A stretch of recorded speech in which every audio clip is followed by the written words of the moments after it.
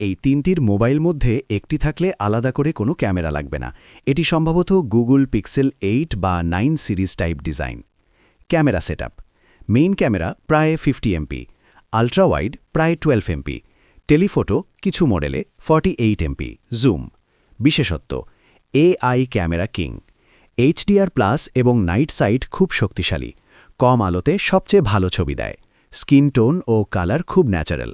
ভালো দিক: low light বা রাতের ছবি সেরা, পোর্ট্রেট মোড খুব অ্যাকিউরেট, অটো মোডে ছবি তোলার জন্য বেস্ট।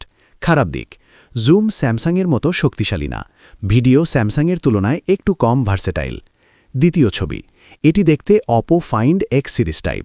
ক্যামেরা সেটআপ: মেইন প্রায় 50 এমপি, বড় সেন্সার, আল্ট্রা ওয়াইড প্রায় 50 MP, telephoto 200 MP, periscope zoom, selfie প্রায় 50 MP.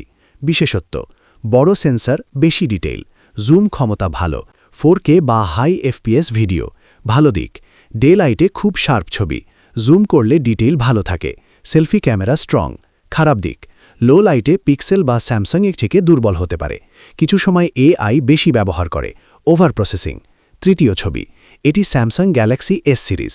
Camera setup: main 50 MP, ultra হলে 200 এমপি, আল্ট্রা ওয়াইড 12 এমপি বা 50 MP, telephoto 3+5x zoom, ultra. বিশেষত্ব: সবচেয়ে versatile camera, 8K video support, super zoom 5 থেকে 10x। ভালো দিক: zoom সবচেয়ে শক্তিশালী, ভিডিও রেকর্ডিং বেস্ট, অনেক ক্যামেরা মোড, প্রো মোড। খারাপ দিক: অনেক সময় ছবি ওভার স্যাচুরেটেড, রং বেশি লাগে, লো লাইটে পিক্সেলের মতো ন্যাচারাল না। তুলনা: বিষয় পিক্সেল, অপো, স্যামসাং। ছবি কোয়ালিটি 5 স্টার, 4 স্টার, 4 স্টার।